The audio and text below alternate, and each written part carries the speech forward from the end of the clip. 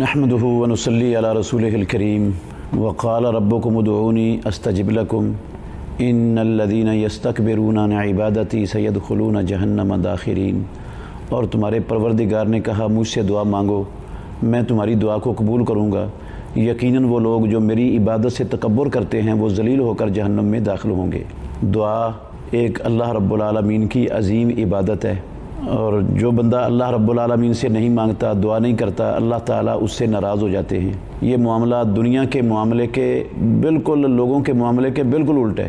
لوگوں سے مانگا جائے بار بار تو وہ ناراض ہوتے ہیں، اللہ رب العالمین سے نہ مانگا جائے تو وہ ناراض ہوتے ہیں۔ جتنا اللہ سے مانگا جائے، دعا کی جائے، اتنا ہی رب العالمین اپنے بندوں پر، دعا مانگنے والوں پر خوش ہوتا ہے۔ تو دعا مانگنے کا طریقہ یہ ہے کہ سب سے پہلے دعا مانگنے والا وہ اللہ رب العالمین کی تعریف کرے، اور اللہ کی تعریف میں سورہ اخلاص پڑھے، آیت الکرسی پڑھے۔ جیسی تعریف اللہ کی ان دو جگہوں پر ہے، سورہ آیت الکرسی میں اور سورہ اخلاص میں، شاید ایسی تعریف وہ کسی بھی جو ہے نا وہ عبارت کے اندر اور کسی بھی چیز کے اندر میسر نہ آ سکے۔ اس کے بعد درود ابراہیمی جو محمد الرسول اللہ صلی اللہ علیہ وسلم پر درود پڑھا جاتا ہے وہ پڑھنا چاہیے۔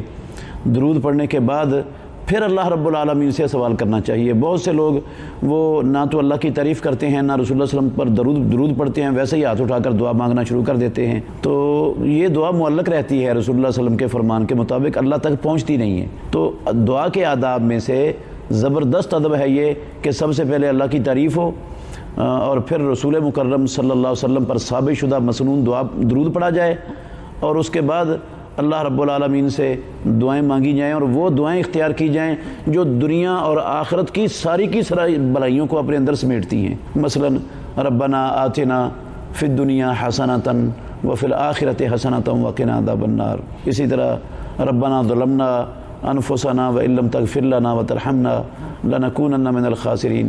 قرآن مجید کی جتنی بھی دعائیں ہیں نا، بڑی ہی جامع اور معنی دعائیں ہیں۔ اس طرح رسول اللہ صلی اللہ علیہ وسلم کی جو مسنون دعائیں ہیں وہ بھی جامع اور معنی دعائیں ہیں۔ اس سے بہتر دعا کا لفظ بنانا ممکن ہی نہیں ہے قیامت تک کے لیے کسی کے لیے۔ تو ہمیں ان دعاؤں کا بہت زیادہ اہتمام کرنا چاہیے جو قرآن مجید میں ہیں اور جو اللہ کے نبی سے ثابت ہیں، آپ کے الفاظ سے ثابت ہیں۔ تو دعا کے آداب میں سے ایک ادب یہ ہے کہ بندہ دعا مانگنے کے طریقے میں سے ہاتھ اٹھا کر مانگے۔ ہاتھ اٹھانے کے بغیر بھی دعا ہو جاتی ہے، ضروری نہیں ہے ہاتھ اٹھانا، لیکن اگر ہاتھ اٹھا کے مانگ لیتا ہے تو حدیث میں آتا ہے، رسول اللہ صلی اللہ علیہ وسلم نے فرمایا کہ اللہ تعالیٰ کہتے ہیں مجھے حیا آتی ہے کہ میں اپنے بندوں کے ہاتھوں کو خالی واپس کروں جب وہ بندہ میرے سامنے ہاتھ اٹھا کر دعا مانگتا ہے۔ تو دعا میں جلد بازی نہیں ہونی چاہیے۔ جلد بازی کا مطلب یہ ہے، اگر جلد بازی ہو تو دعا قبول نہیں ہوتی۔ جلد بازی کا مطلب یہ ہے کہ بندہ 2 4 10 20 50 100 مرتبہ دعا کرتا ہے، پھر عاجز آ جاتا ہے، تنگ آ جاتا ہے، کہتا ہے میری دعا تو قبول ہونی نہیں ہے، اللہ میری دعا نہیں قبول کرتا، تو وہ دعا کرنا ہی چھوڑ دیتا ہے۔ یہ استعجال ہے، یہ دعا کے اندر، دعا کرنے والے کے اندر بالکل بھی نہیں ہونا چاہیے۔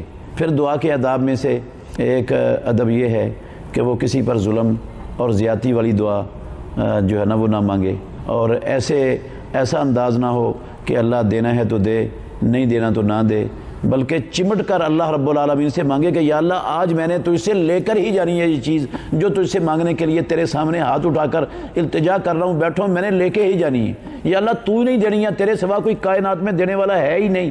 یہ اس تصور سے جو ہے نا وہ اللہ رب العالمین کے سامنے گڑ گڑائے دعا مانگے، اور زیادتی والی کسی قطع تعلقی کی دعا نہ ہو، زیادتی کی دعا نہ ہو، گناہ کی دعا نہ ہو، کسی حرام چیز کی دعا نہ ہو، دعا بھی جائز کام کے لیے ہو اور کسی پر زیادتی کے لیے نہ ہو۔ تو بندہ خشوع خضوع کے ساتھ اللہ سے دعا کرے، چمٹ کر دعا کرے، جلد بازی نہ ہو، کرتا ہی رہے دعا، مانگتا ہی رہے اللہ سے، کبھی عاجز نہ آئے۔ تو انشاءاللہ الرحمن یہ آداب اگر بندہ ملحوظ خاطر رکھے گا تو اللہ رب العالمین اس کی دعا کو رد نہیں کریں گے، قبول فرمائیں گے۔